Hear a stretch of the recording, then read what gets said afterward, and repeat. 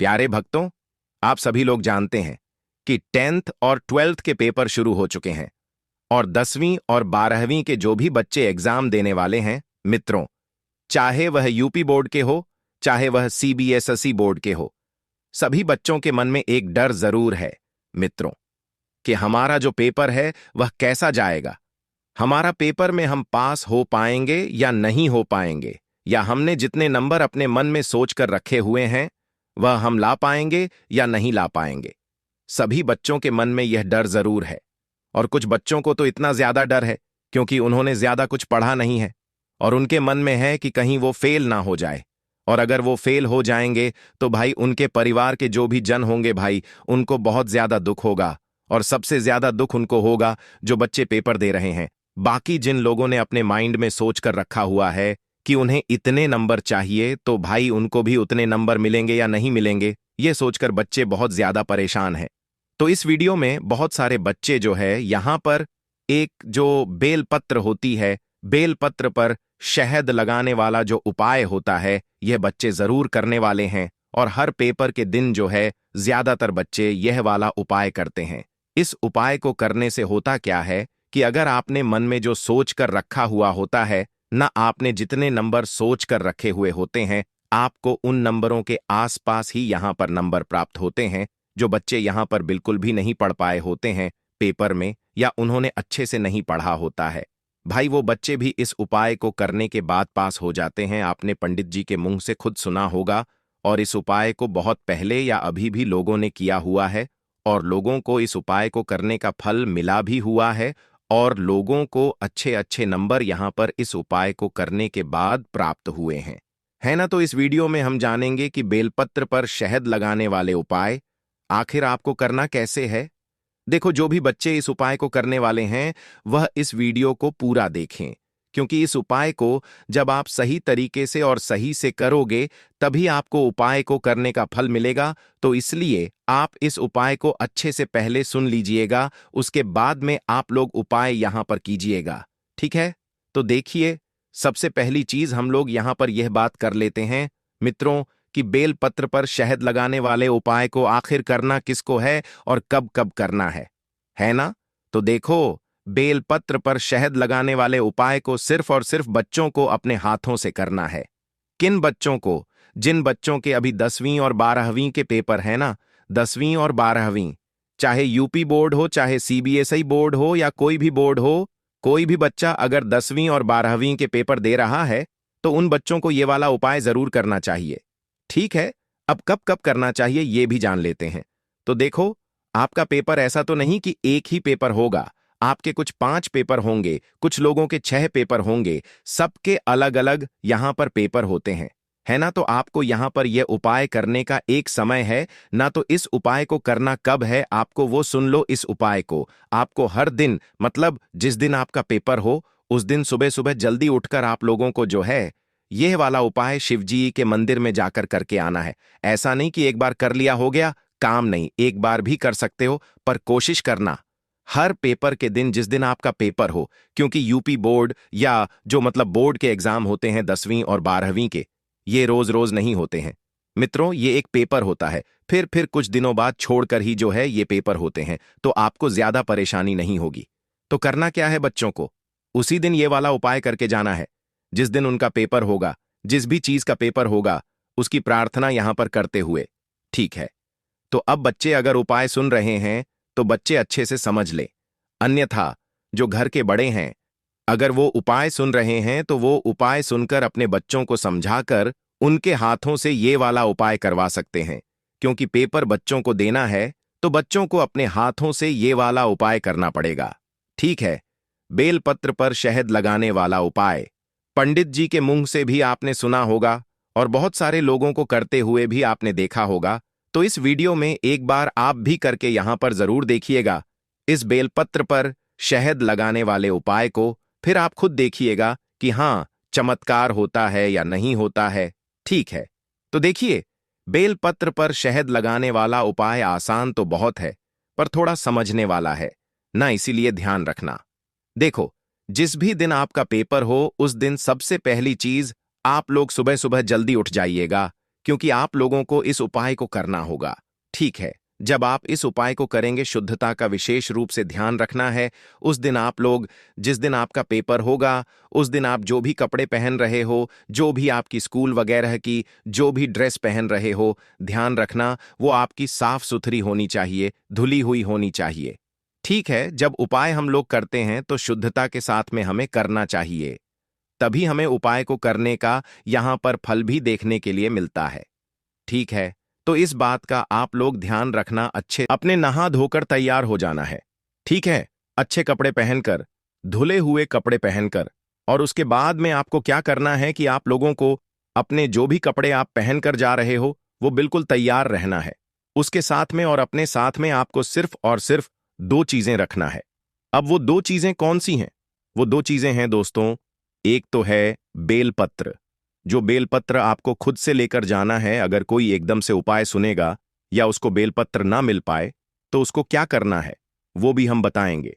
पर पहले कोशिश करना कि खुद से बेलपत्र लेकर आओ, और खुद की बेलपत्र चाहे तोड़कर लेकर आओ, चाहे खरीद कर लेकर आओ, पर खुद की बेलपत्र लेकर आओ। ठीक है, और करना क्या है कि इसके साथ में एक शहद की डिब्बी और लेना है, जो कि आपको किसी भी पूजन वाली दुकान पर आसानी से देखने के लिए मिल जाएगी, है ना? तो सिर्फ और सिर्फ इस उपाय में दो ये चीजें चाहिए। इसके अलावा एक लोटा जल अगर बच्चे लेकर जा सकते हैं, उनको ज्यादा परेशानी ना हो, उनके पास है, तो भाई बच्चे एक लोटा जल जरूर लेकर जाए। ठीक है, अच्छा रहेगा इस दिन, है ना? जल चढ़ाकर शिव जी के मंदिर में। अगर आप उपाय करने के बाद शिव जी के मंदिर से जो है आप लोग अपना पेपर देने के लिए जाओगे, तो आप उस पेपर में कभी फेल नहीं होगे ना। तो कोशिश करना एक लोटा जल लेकर जाओ, नहीं है मतलब इतना समय ना हो तो फिर सीधा आप उपाय कर सकते हैं, बाकी एक लोटा जल भी लेकर जा सकते हो, है ना? तो अब करना क्या है, आप लोगों को आपने एक बेलपत्र रखी, अपनी शहद की डिब्बी रखी। ठीक है, ये दोनों चीजों को रखकर अपने ही घर के पास में जो शिवजी का मंदिर है वहां पर लेकर आपको पहुंच जाना है। जी हाँ मित्रों, और अभी तक आपने वीडियो को लाइक नहीं किया तो एक लाइक करके चैनल सब्सक्राइब कर लीजिएगा। अब इसी के साथ में आप चाहे तो जो घर के बड़े हो वो भी जा सकते हैं बच्चों को उपाय समझाने के लिए। ठीक है, बाकी आपकी मर्जी है। आपको जो है एक बेलपत्र और शहद की डिब्बी को लेकर पहुंचना है। कहां पर? भगवान शिव जी के मंदिर में। एक लोटा जल लेकर जाना चाहते हो तो वो भी लेकर जा सकते हो। जिस जिस दिन पेपर हो उस दिन सुबह सुबह जल्दी उठकर आप लोगों को उपाय करना है, उसके बाद फिर पेपर देने के लिए जाना है। ये बात हमने आपको बता ही दी है ना। तो करना क्या है, जैसे ही आप लोग शिव जी के मंदिर में पहुंचते हो, चाहे लड़का हो चाहे लड़की हो, आप कोई हो, है ना मित्रों, आप उपाय कर सकते हैं, आपको उपाय का फल जरूर मिलेगा, है ना? तो करना क्या है, शिव जी के मंदिर आप पहुंचे। अब मंदिर पहुंचने के बाद अगर आप एक लोटा जल लेकर आए हुए हैं तो बच्चे के हाथ से या बच्चों को अपने हाथों से एक लोटा जल शिवलिंग पर एक धारा से धीरे धीरे करके चढ़ाना है।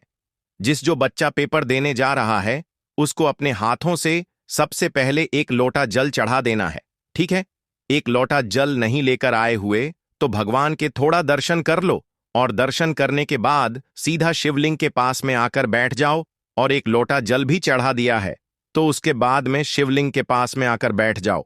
अब शिवलिंग के पास में आप लोग जैसे ही बैठ जाते हो, इसके बाद में आपका जो अगला काम रहेगा वो क्या रहेगा वो भी यहां पर आप लोग सुन लीजिए, है ना? तो देखिए, यहां पर अब आप लोगों को क्या करना है कि आप लोगों को अपनी जो बेलपत्र है उसे निकाल लेना है, और अपनी जो शहद की डिब्बी है उसे निकाल लेना है।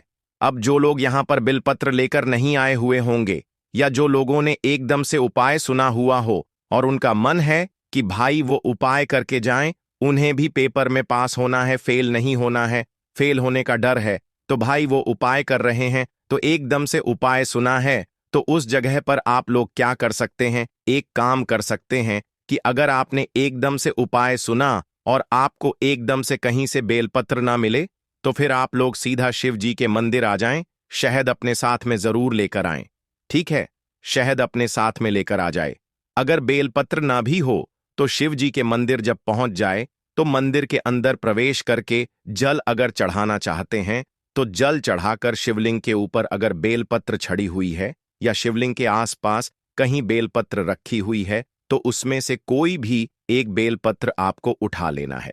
ठीक है, सिर्फ और सिर्फ एक बेलपत्र लेना है, और वो बेलपत्र भगवान से आज्ञा लेकर लेना है कि भगवान आज हमारा पेपर है, तो जल्दबाजी में हमने एकदम से इस उपाय के बारे में सुना, तो हम इसलिए आपसे जो है एक बेलपत्र यहां पर ले रहे हैं। ठीक है, उस एक बेलपत्र को जो भी आप ले रहे हो, चाहे शिवलिंग के ऊपर से, चाहे शिवलिंग के पास में कहीं पर भी रखी हो, वहां से ले रहे हो, उस बेलपत्र को उठाकर सबसे पहला काम है उसको धोने का। ठीक है, उस बेलपत्र को धोकर ही फिर आप लोग अपने आगे उसे इस्तेमाल कीजिएगा, है ना? तो बेलपत्र को उठाकर उसको धो लीजिएगा, और बेलपत्र को धोने के बाद फिर आप लोग उस बेलपत्र से अपना उपाय कीजिएगा। अगर शिवलिंग के ऊपर से बेलपत्र ले रहे हैं तो उसे बिना धोए आप लोग उपाय नहीं करेंगे, है ना? बाकी घर से लेकर आए हैं तो उसको धोने की जरूरत नहीं है ना। तो करना क्या है, अगर बेलपत्र एकदम से ना मिले तो शिवलिंग के ऊपर से ही या शिवलिंग के आसपास से एक बेलपत्र ले लेना, उसको धोकर फिर आपने उपाय के लिए इस्तेमाल करना है। अब करना क्या है, आपको अपने सामने अपनी बेलपत्र रखना है। ठीक है, चिकना वाला भाग आपको देखिए इस प्रकार से रखना है, जमीन पर सीधा मत रखना, किसी चीज के ऊपर रख लेना है। ना तो आपको अपने सामने बेलपत्र रखना है या अपने हथेली में ही रख लेना, ऐसा रखना कि चिकना वाला भाग आपको दिखे है ना। उसके बाद में अपनी जो शहद की डिब्बी है उसको खोल लो। शहद की डिब्बी खोलने के बाद आप लोगों को क्या करना है कि जो शहद की डिब्बी है, उस शहद की डिब्बी में से आपको अपनी उंगली से शहद निकालना है, सीधे हाथ की उंगली से। और उंगली से शहद निकालने के बाद इस बेलपत्र की बीच वाली जो बड़ी पत्ती होगी मित्रों, उस पर शहद लगा देना है। बेलपत्र में 3 पत्ती होती हैं, बीच वाली बड़ी पत्ती और साइड की 2 पत्ती। तो ऊपर की जो बीच वाली सबसे बड़ी पत्ती है, इस बड़ी पत्ती पर आपको लगाना है शहद, और शहद लगाकर इस पूरे में आपको जो है शहद चिपका देना है। ऐसा नहीं कि सिर्फ और सिर्फ आपने शहद की एक बिंदी लगा दी, नहीं, सिर्फ और सिर्फ बेलपत्र की बीच वाली बड़ी पत्ती पर, उस चिकने वाले भाग पर आपको पूरे में शहद फेर देना है ना? पूरे में शहद जैसे ही आप लोग फेर देते हो बीच वाली बड़ी पत्ती पर, आप अब आपको अपनी इस बेलपत्र को उठाना है और बेलपत्र को अपने सीधे हाथ की हथेली में रखना है। बेलपत्र हम शिवलिंग पर कैसे चढ़ाते हैं? उल्टा करके चढ़ाते हैं, तो इस बेलपत्र को भी हमें उल्टा करके ही चढ़ाना है। तो हमने चिकने वाले भाग पर अपना शहद लगाया हुआ है, तो अब हमें इस बेलपत्र को चढ़ाना नहीं है, चिपकाना है। वो भी कहां पर? शिवलिंग के सामने की तरफ। जब आप शिव जी के मंदिर के अंदर प्रवेश करते हो तो सामने का जो शिवलिंग का भाग होता है, इस सामने वाले शिवलिंग के भाग में आपको इस बेलपत्र को चिपकाना है। सामने की जो शिवलिंग आपको दिखती है ना मित्रों, जहां पर त्रिपुंड वगैरह बना रहता है, उसके थोड़ा सा ऊपर, त्रिपुंड के ऊपर नहीं, उसके थोड़ा सा ऊपर का जो भाग होगा शिवलिंग का, वहां पर आपको अपनी इस बेलपत्र को सीधे हाथ के हथेली में रखकर जो है ऐसे चिपका देनी है ना। तो उल्टी करके ही चिपका होगे, उल्टी करके ही वो समर्पित होगी, क्योंकि चिकने वाले भाग पर आपने शहद लगाया हुआ है। तो भाई आप लोग चढ़ा दीजिएगा, उसे सामने की तरफ चिपका दीजिएगा इस बेलपत्र को। उसके बाद अपने सीधे हाथ के तीली उसी बेलपत्र के ऊपर, शिवलिंग के ऊपर रखकर आंखें बंद करके एक बार भगवान से अपने लिए प्रार्थना कीजिएगा। उस दिन जो भी चीज का आपका पेपर हो, जिस भी सब्जेक्ट का आपका पेपर हो, उस सब्जेक्ट के लिए आप प्रार्थना कीजिएगा और एक बार भगवान से प्रार्थना कीजिएगा कि भगवान, हमने इतना मतलब अच्छे से पढ़ाई करी हुई है, अपनी तरफ से पूरी कोशिश करी हुई है, बाकी सब आपके ऊपर है। आप हमारे ऊपर जब हम पेपर लिखें तो आप हमारी ऊपर जो है अपनी कृपा बनाए रखना, और हम कुछ भी अपना पढ़ा हुआ भूले ना, और हम इस पेपर में अच्छे से लिखें और अच्छे नंबर लेकर आएं। ऐसी आपका आशीर्वाद जो है हमारे ऊपर बनाए रखना है। ऐसी ही बच्चों को अपने मन ही मन जो है उस बेलपत्र के ऊपर, जो कि आपने शिवलिंग के सामने की तरफ चिपका हुई है, शहद लगाकर, तो उस पर अपने सीधे हाथ के लिए रखकर जो है बच्चों को अपने आंखें बंद कर जो है प्रार्थना करना है। ठीक है, जो भी आपका पेपर हो उस दिन उसके पेपर के लिए प्रार्थना करना है, और ऐसा भी बोलना है कि हमारा पेपर टाइम पर हो जाए और पूरा हो जाए। ऐसी प्रार्थना करके आप लोगों को क्या करना है कि अपनी हथेली को उठा लेना है, और अगर आपके पास समय हो तो 3 बार श्री शिवाय नमस्तुभयम बोलना है, या 1 मिनट या 2 मिनट तक वहीं पर बैठकर श्री शिवाय नमस्तुभयम का जाप करना है। ज्यादा ना कर पाओ तो 3 बार या 1 बार श्री शिवाय नमस्तुभ्यम वहीं पर बैठकर जरूर बोल देना, या ओम नमः शिवाय भी आप लोग बोल सकते हो। बच्चों से बुलवाना है और बच्चों को बच्चों के हाथों से उपाय करवाना है। ठीक है, उपाय करने के बाद आप पहले अपने घर पर आ जाएं, फिर घर पर आने के बाद जो है श्री शिवाय नमस्तुभ्यम बोलकर अपने घर से निकल जाए पेपर देने के लिए। और जब पेपर लिखना शुरू करें उससे पहले भी श्री शिवाय नमस्तुभयम बोलकर आप लोग पेपर लिखना शुरू करें। पेपर पर श्री शिवाय नमस्तुभ्यम नहीं लिखना है, मन ही मन श्री शिवाय नमस्तुभयम बोलकर आप लोगों को अपना पेपर लिखना शुरू कर देना है, फिर सब भगवान पर छोड़ देना है। आप पेपर में जरूर पास होंगे, आप अच्छे नंबर से पास होंगे। जितने आपने नंबर सोचे हुए होंगे उस पेपर में आपको उतने नंबर प्राप्त होंगे, ठीक है। बस ध्यान रखना, अपनी मेहनत जरूर करना। उपाय को करने से पहले ऐसा नहीं है आपने कुछ ना पढ़ा हो और उपाय करने के लिए चले जाओ, ऐसा मत करना, ठीक है। अपनी तरफ से जितनी मेहनत हो उतनी मेहनत करना। बाकी उपाय को करने के बाद जो है आप पेपर देने के लिए जाना, आप उस पेपर में फेल नहीं हो गया और अपने मन चाहे अंक यहां पर प्राप्त करोगे इस उपाय करने में। अगर आपको कोई भी दिक्कत समस्या परेशानी आती है तो आप मुझसे कमेंट करके पूछ सकते हैं, और जानकारी अच्छी लगी हो तो वीडियो को एक लाइक करके चैनल को सब्सक्राइब कर लीजिए।